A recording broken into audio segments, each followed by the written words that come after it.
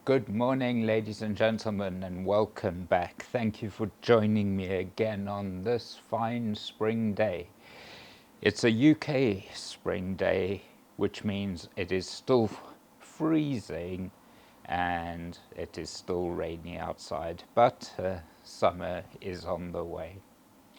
I wanted to introduce you today to this beast. This is a build that I am currently working on. I started with the case because it was such a good price. It's a Chief Tech Dragon full tower case. I'll put a link into the description because you can still get these new. So if I pop this open, let's see if that's, yep, that is showing everything, yeah. So I scoured eBay looking for things that I could afford, but also what would kind of turn this into what would have been, what could I say, my ultimate computer if money hadn't have been an issue when I was when I was a youngster. When all my friends were nerds and we were all showing off our computers, what would have just totally blown them away. So let me just run through quickly what's in here. At the bottom, we have a iOmega zip drive. This is the 250 megabyte version, IDE. We've got a multi-card reader with USB, a DVD rewriter, front panel audio, USB and FireWire. Then we've got our 3.5-inch floppy. Then this is something that I never knew existed until I saw it on eBay.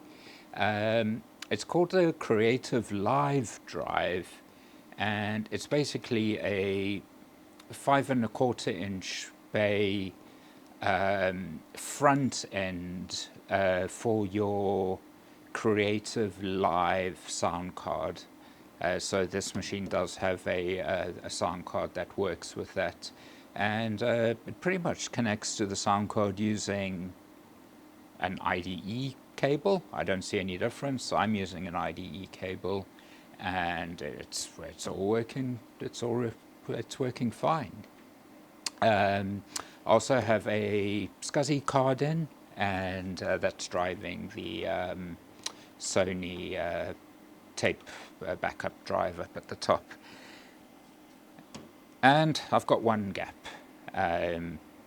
because I kind of want this to be the be-all and end-all so that I can get rid of quite a few of the other PCs that I've got lying around because there are moans in the household that there are too many computers. So today is about filling that gap. Apologies for the screen at this angle. If I have it at facing the main camera, nothing shows up on the screen. I can't get the balance right, so we'll show on the overhead.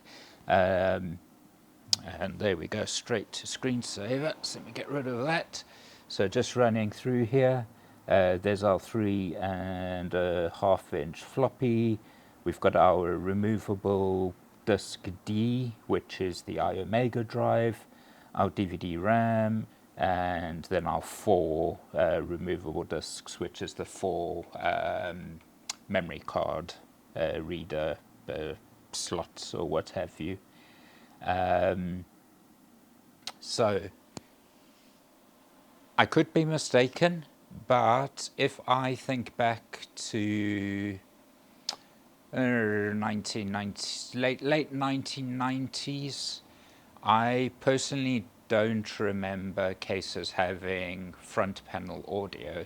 So let me get my finger to the right one. This, you may think is a bit daft because in modern computers, virtually every case has got front panel audio. But I don't believe back in the late 90s, early 2000s that was actually common. I think that was quite a luxury. Or luxury. It was out of the ordinary and made your case impressive for your friends. So yeah, I've got that in there. It's currently got a motherboard in which needs to be replaced. It's a Pentium 4 running at 3 gigs, 2 gigabytes of RAM. Yeah, 2 times 1 gig sticks. So the motherboard is too new for the hardware, and I've been really struggling with drivers, especially with trying to get the SCSI to work.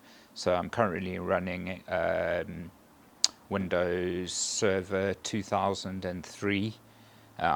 It's a bit hard with regards to the operating system because I don't have original media and licenses for every version. I'm probably going to have to go out and buy a copy of Windows 98, which is probably not going to be cheap, or Windows 95. And that will be the ultimate aim, is to get this motherboard out. And I'm aiming for a Pentium 1, either a 166 or a 200, hopefully a 200 if I can get it, a Pentium 1 200 MMX running Windows 98. That will be the best. And then hopefully I can get Adaptec SCSI drivers and get the tape drive working. The rest should all be simple. The live drive drivers, that's a tongue twister, especially the infrared, because I was lucky enough to get with the remote control. The drivers don't work on anything newer than well, let's put it this way. I haven't been able to find drivers for anything past Windows 98.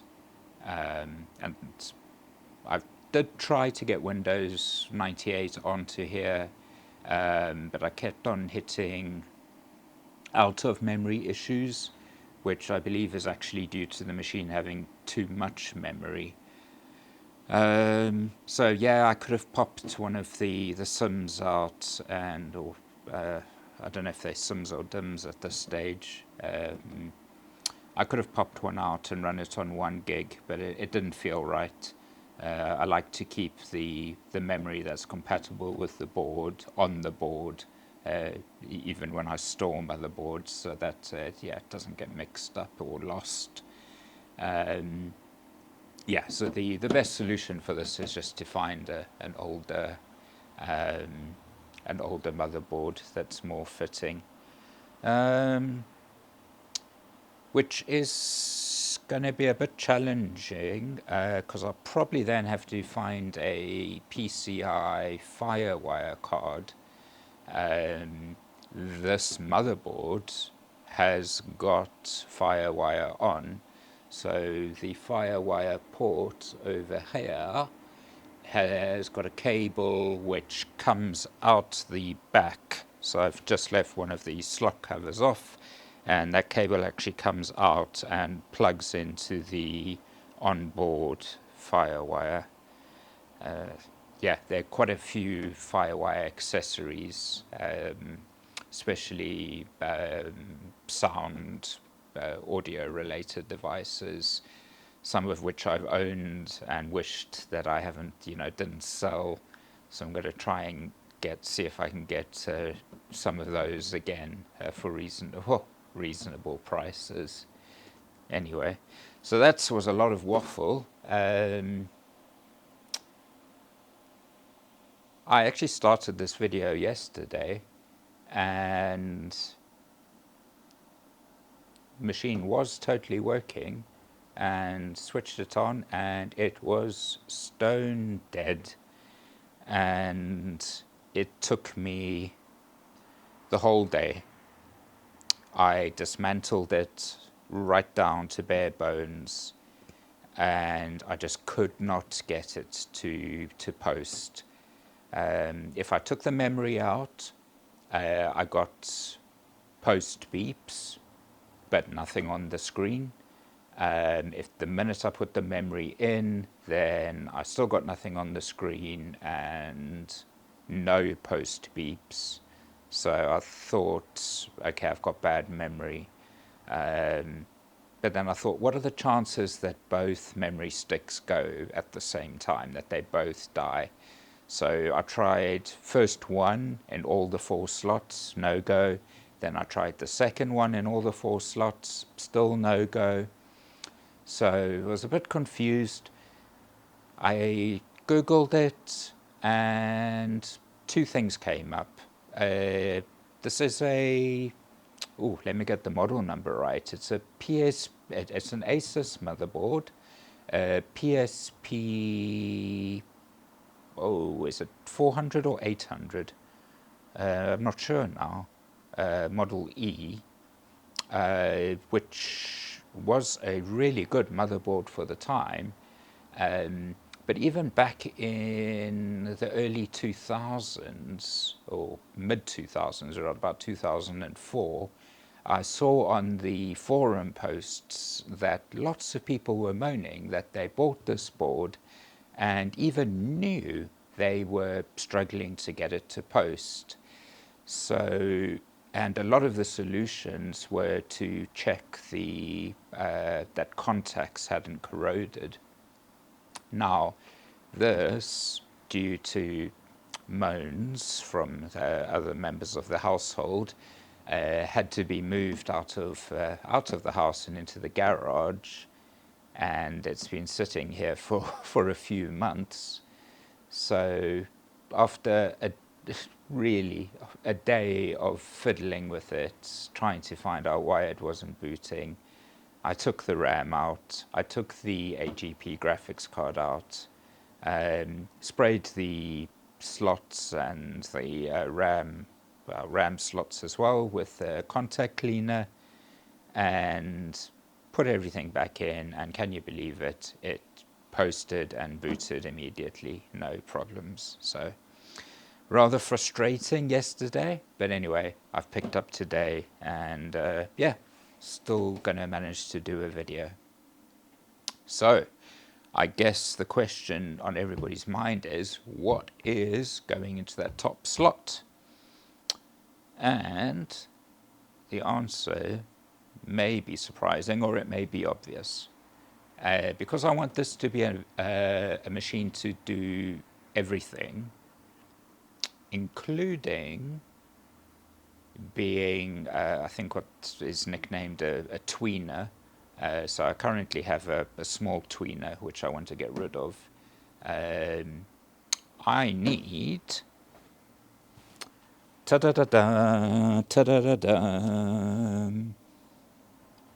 I need a 5¼ inch floppy drive. And that is so that I can make floppy disks for other machines that use 5¼ inch floppies, so that I can read old floppies to retrieve maybe important drivers or data. So yeah, that is going to go into the top slot. Let me just do a check that all my cameras are still recording. Now, and this is, again, sorry, I'm going to break into a short story here. It is the irony. Getting hold of working 5.25-inch floppy drives is no mean feat, and when you do find them, they are not cheap anymore. And if I think back to, when I was an IT technician, right at the beginning of my career, we used to be throwing these things out in just, goodness knows. I would, I could easily say that I've thrown well over 100 of these directly into the garbage.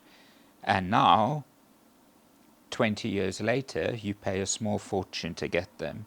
So when they come up working and cosmetically in good condition and at a good price, I just kind of jump on them and I buy them. The ironic thing is that I've bought a few over the last few years.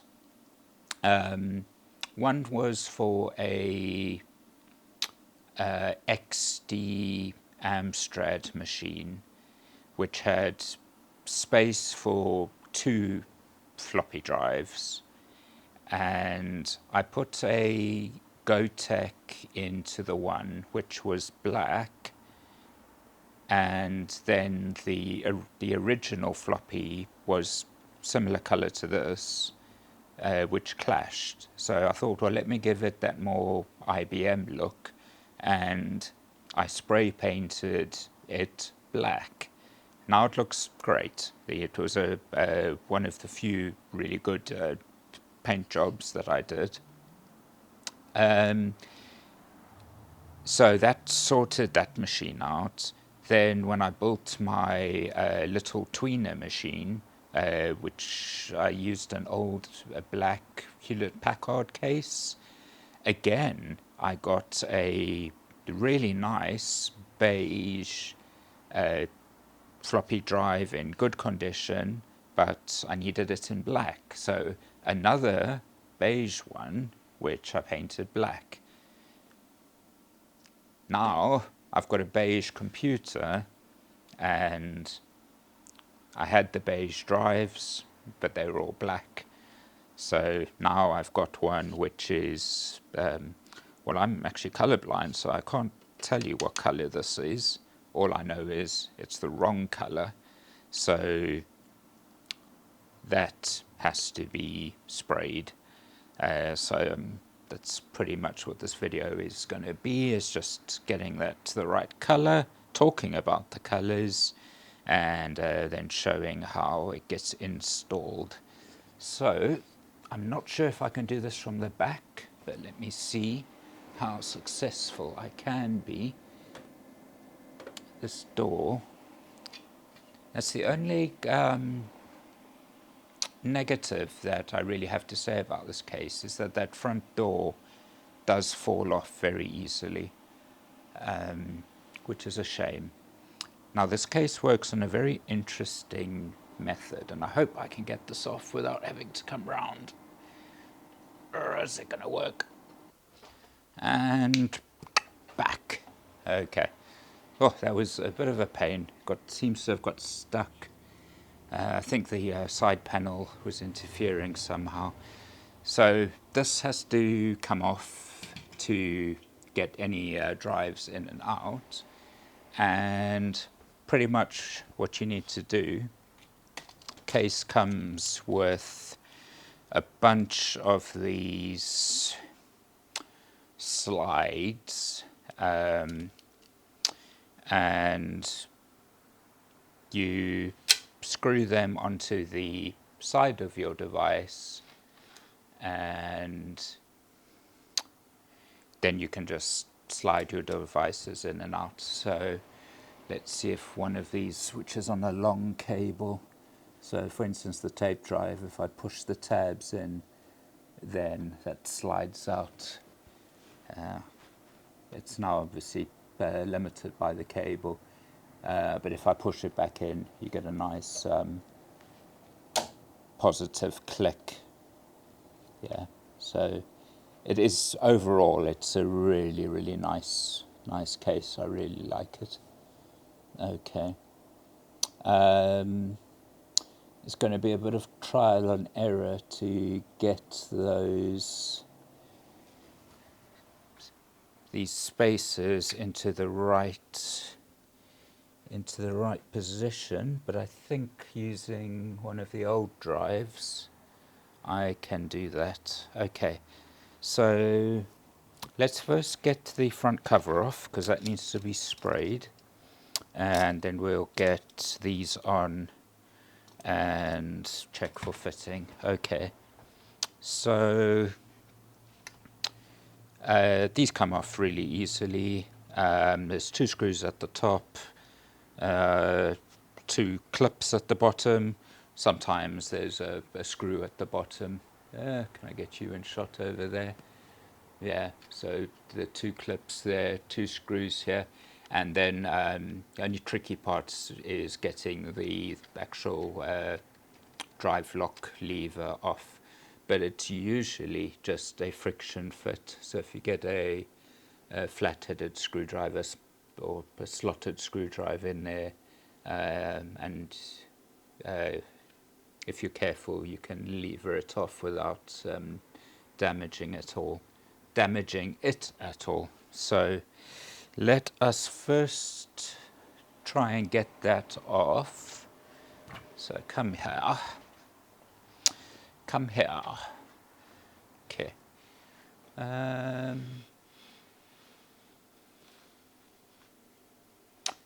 Not happy with the colors on this video. I wonder how I can brighten them up. I wonder, maybe a black tablecloth. I thought the black would be nice, but it's making the video very... let me just click around here a bit and see. There we go. Yeah, I want you. Okay.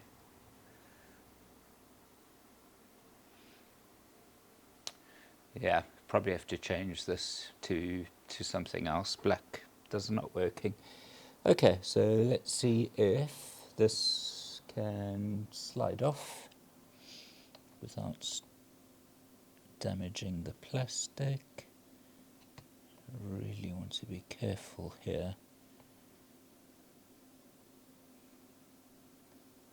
No, that's... oh, it's starting to come. It is starting to come off. So let me get in underneath. And starting...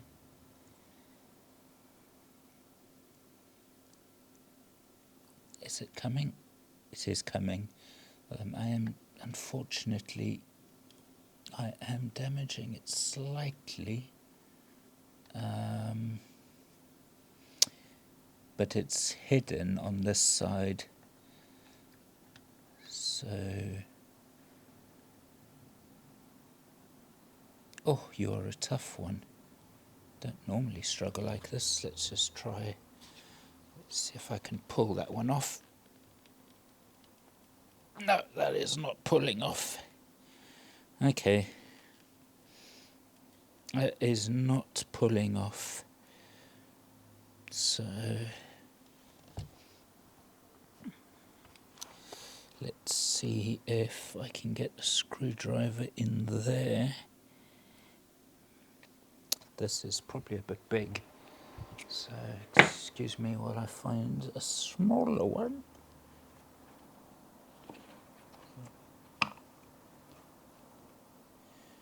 Okay, this kit only has 1 slotted screwdriver in. Brilliant. So, come on. Let's go back to... oh... and you've only got 1 slotted screwdriver in. Okay. I need a tiny slotted.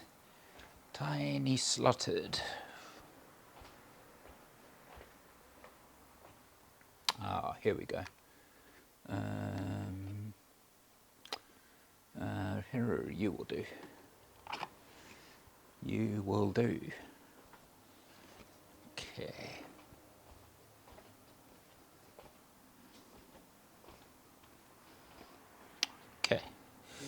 Let's see if I can get that in there and leave it. I've just seen that there's actually a bit of a scratch to the plastic, but I think that is going to get hidden.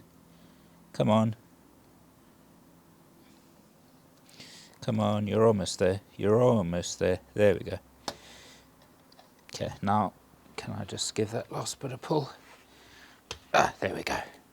Okay. That wasn't the best removal ever, but the little bit of damage shouldn't be able to see that.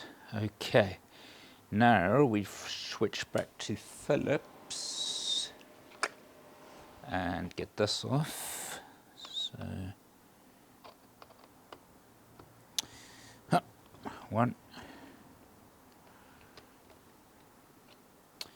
Okay, that's Omega's up. Let's just find a container to store these while I'm busy. So you're going to be the odd one out in that container. Oops. Hup.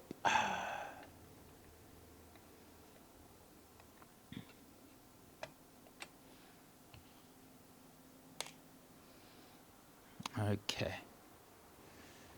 And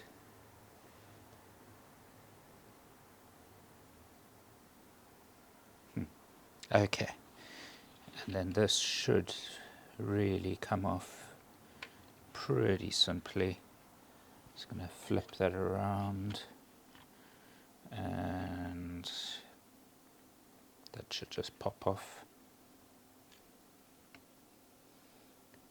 Okay, but before I remove that, let's get the sides on. So it looks like the metal goes just past the front, so that is there, and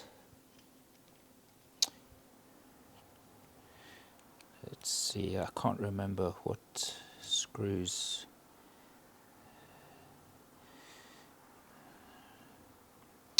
floppy drives take.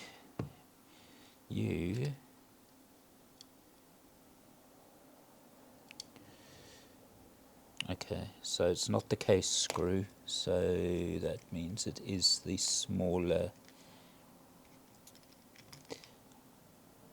These guys probably have proper names. I literally just call them the big ones and the smaller ones.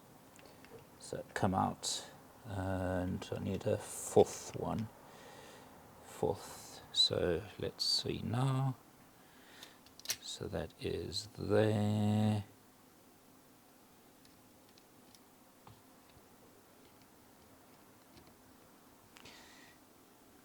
Is that going? Yeah, that's going in perfectly. Okay. So actually, yeah, before I take that front fully off, we'll do a dry fit. Just make sure that is going to work in the case. Okay. And then we flip you over.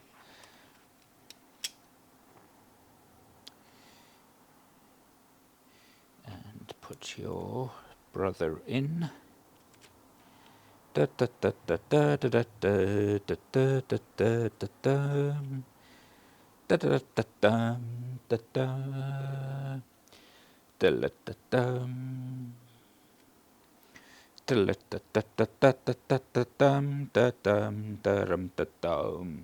da da.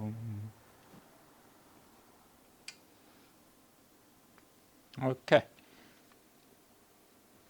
Now, theoretically, there's... can I do it from the back? Yes. This should...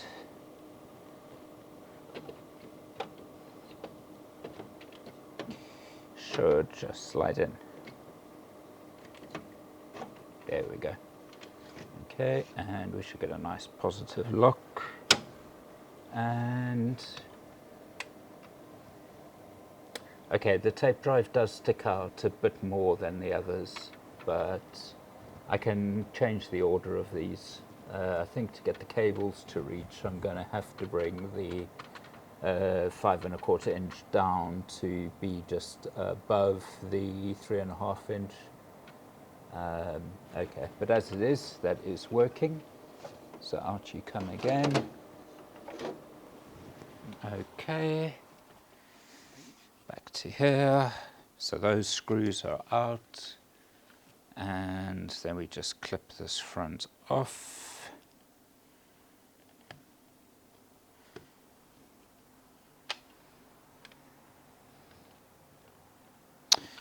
Oh, and then we've got that small little issue.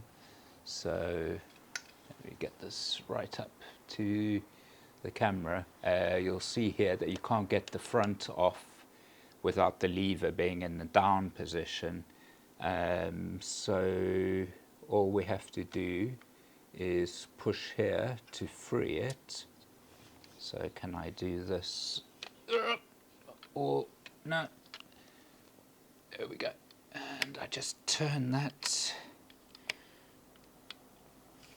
manually, and then the front cover just slides off. And that's it. That is what we need, those two pieces. Lovely. Okay. Now, for the color. This is a whole video in itself. So I Googled what color are old computers, what spray paint to buy for old computers. And I think, like most things around computers, there are massive debates, though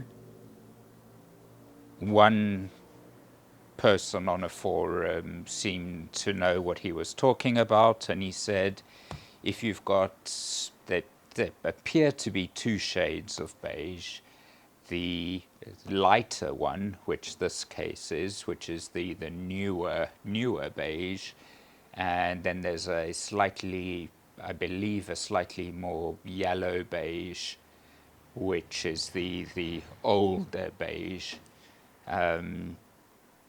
For me, being colorblind, it's really difficult. The 3½ inch floppy drive here was salvaged out of a very, very dirty machine, and the front was really, really dirty. So this has been sprayed, and I'm not sure if it will come up on the video, but it is a tad lighter than the 3½ to 5¼ inch adapter, and it's a tad lighter than the case itself. But I think with age that will color, that will discolor and become the right shade.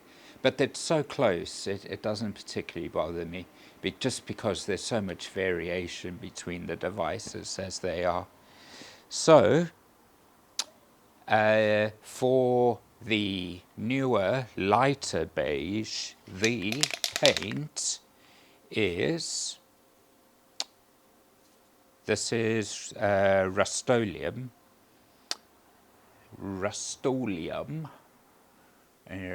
which is the right way around for this camera. Is that it? There we go. It's Rust-Oleum, oyster white, and this is the important part. Let me just get that right. Is the RAL code, and I'll put this in the description as well. RAL 1013. So there we go. Is that you got the name? Yeah. So as far as I understand, the RAL codes are kind of what the paint manufacturers need to stick to be able to make sure that paints are the same color across brands, but different brands do, excuse me, do have variations, which may be why this one is slightly lighter. Maybe. It's the only one I've tried. Yeah, but as I've said, it's a tad too light, but it's not not a game changer. Yeah, so that's the paint I'll be using. Okay, I'm going to set up some area to spray now, and yeah, I'll pick up the video once I'm ready and show you, well, show you how to spray. I think everybody knows how to spray paint, but yeah, I'll include it anyway. So I'll see you guys just now. And cut.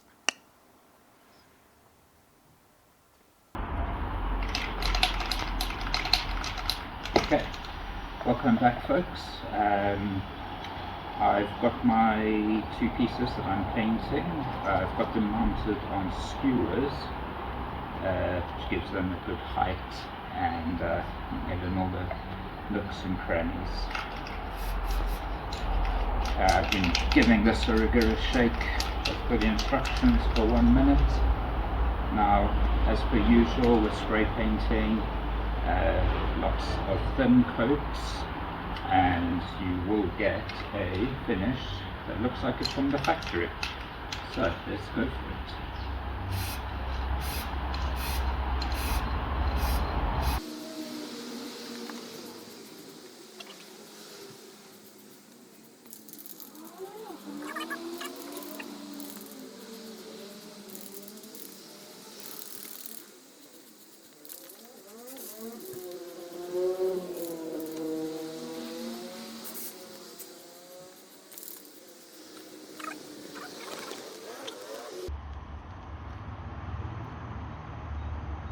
So that's the first coat.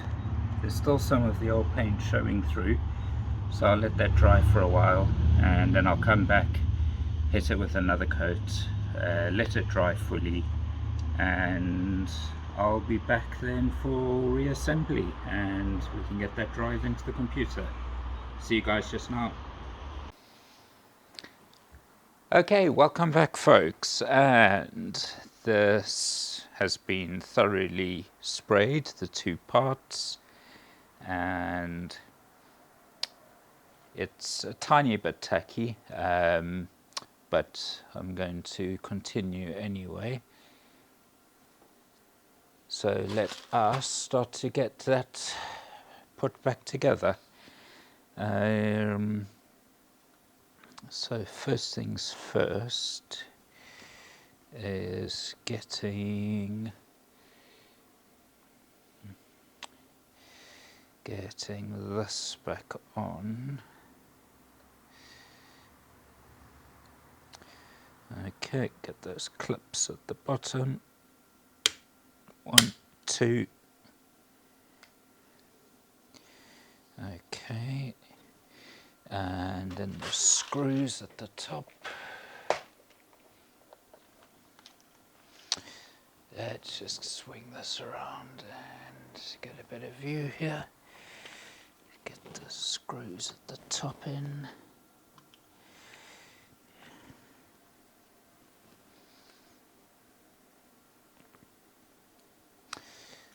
This color matches the case well, but it doesn't match the rest of the equipment or the other devices.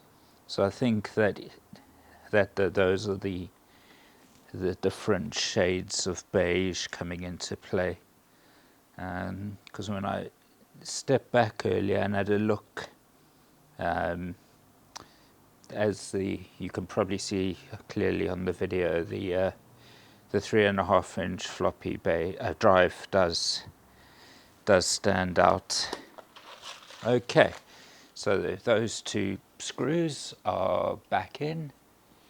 They're in there, and Now we just stick our lever back on, which is in the downward position. So that is just a friction fit. And there we go.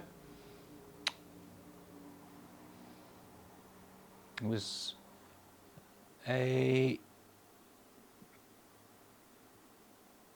pretty good paint job,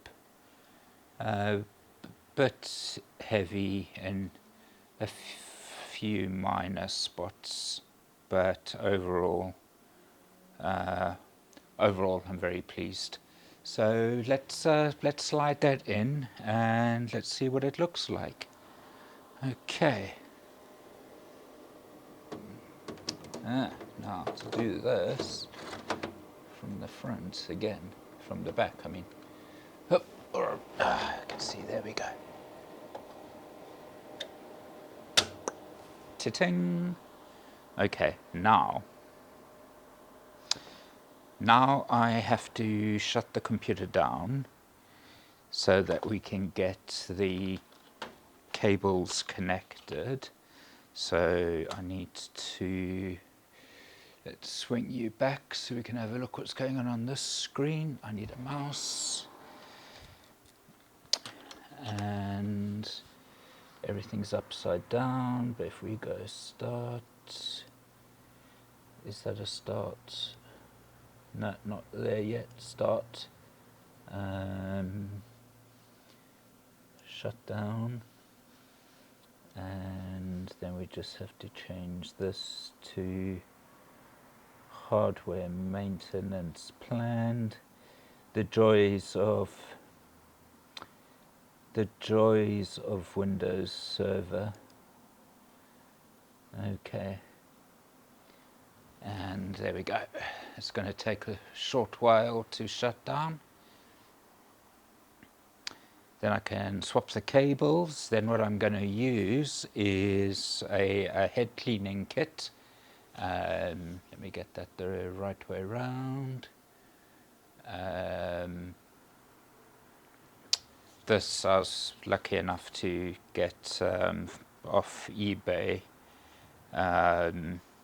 with spare, whatever you want to call them. So it's got one disc in, and then you kind of load these cleaning cartridge or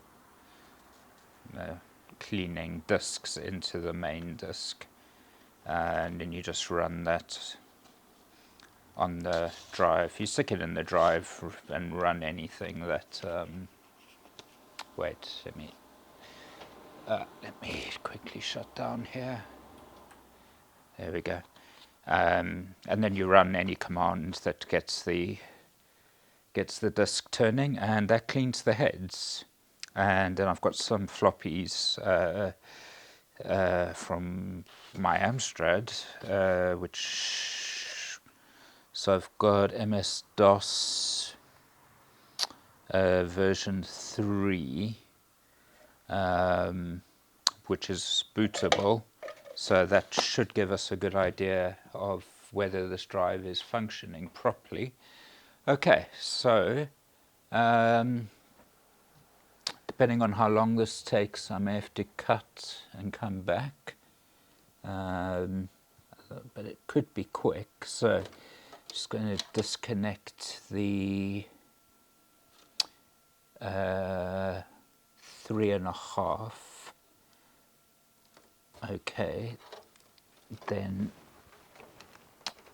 fiddle with the cables a bit to get that up to the top, and that has to go in, of all things, upside down.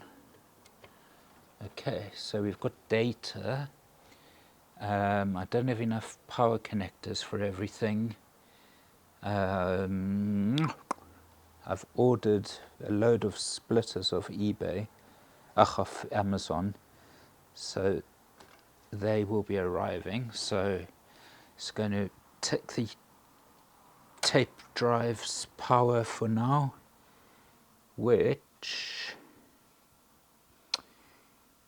is not long enough because it's sharing. Oh dear. It is just not long enough. What do I have to forfeit? I've got to forfeit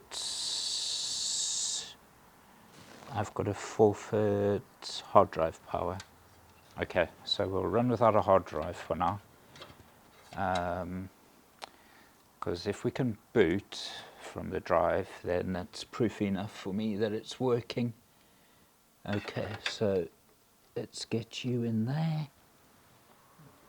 Okay, so now I've got a hard drive plugged in with no power, so I need to disconnect that from the motherboard.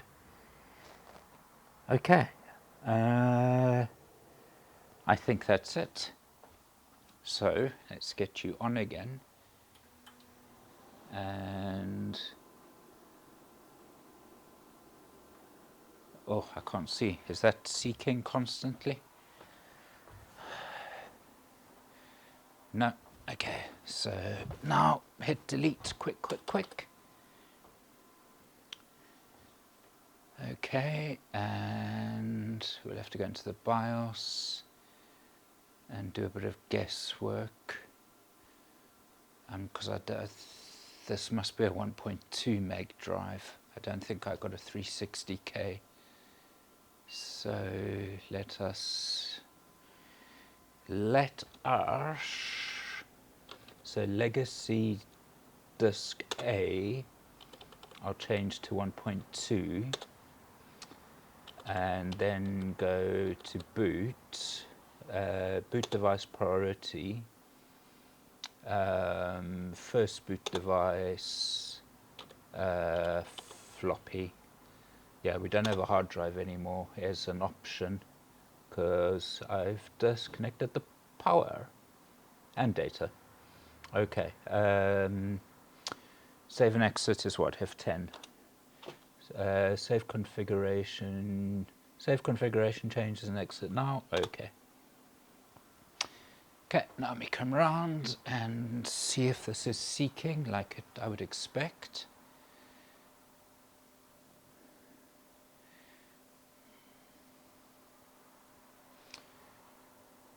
Okay.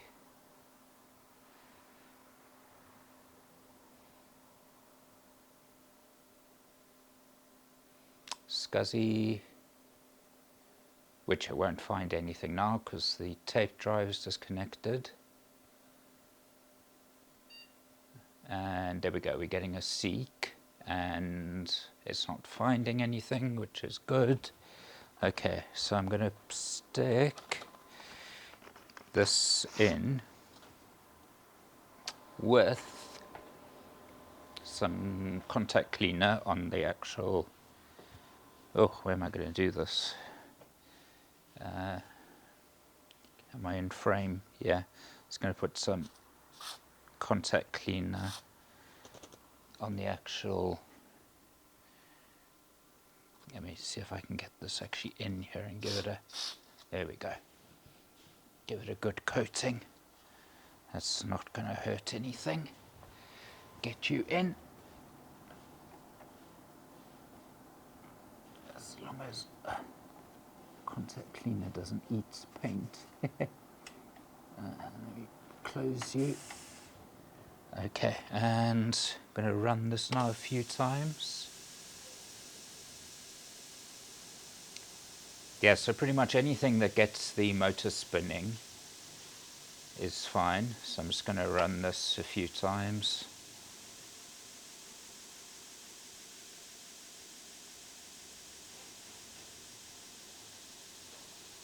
Maybe once more.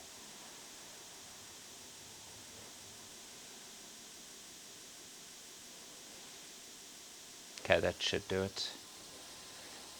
That should do it. Okay. There we go. Wait for it to stop. Pop that out. And get that back in its container. Its sleeve. And pop you out. So these are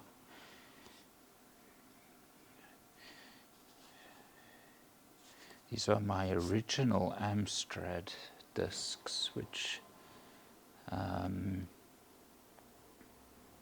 is the right way around. Where's the camera gone? There we go. You going to focus here? Are you going to focus? You're not going to focus, are you? Yeah, anyway. That's disk 1, Microsoft MS-DOS operating system startup and utilities version 3.2, 1987.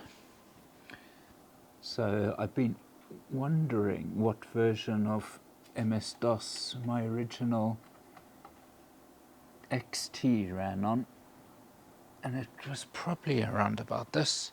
So this hopefully now will boot. Please.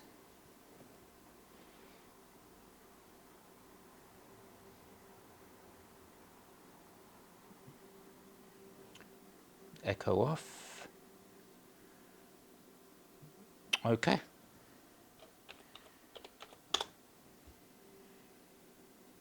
Okay, drive works. What will I have access to? I won't have access to CD. Do I have access to any other drives? The iOmega zip probably needs drivers. The CD needs drivers. And I've got no hard drive. But as it is, it's working. So that's good.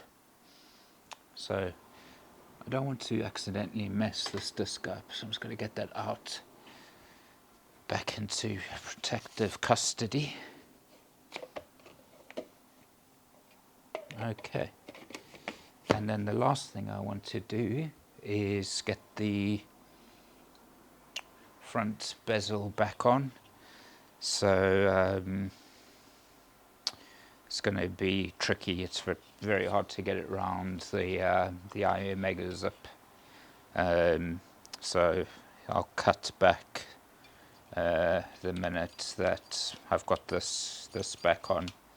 So I'll be back in a jiffy.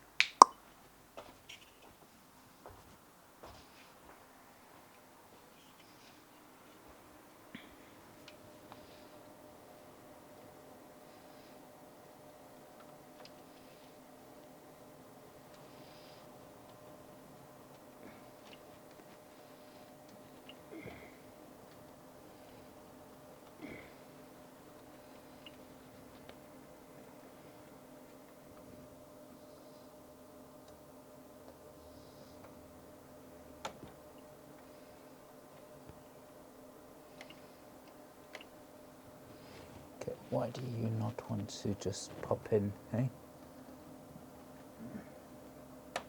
Yeah. There and there. There and there. There and there. There and there. And here's still being a hassle. Ow, and fingers. And there and there and there and there and there and there. There and there, there and there. And we are back. Okay. And we're back. Okay. So you can now see it's a shade too light. But well, it's done now. It doesn't look too bad. But I think I need to get a can of the other color, the other beige, and start experimenting with that, because I can now definitely see that this is wrong for the older machines. So I think that's it. That wraps up this video. So what are the next steps? Waiting for some power splitters so I can get everything powered. I need a motherboard that supports, well, that's not actually essential. I can run just with the 5 1/4 for now. I don't need dual floppy support. So the motherboard can stay in for now. And I need to track down an original version of Windows 98. Yeah, so that so I can get a proper operating system on here. So that will be one of the next videos where you'll see this machine is getting all the installation of that done and getting getting all the devices working and tested, and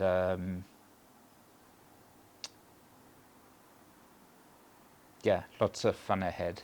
So if you enjoyed that, thumbs up. If you thought that was a load of rubbish, thumbs down.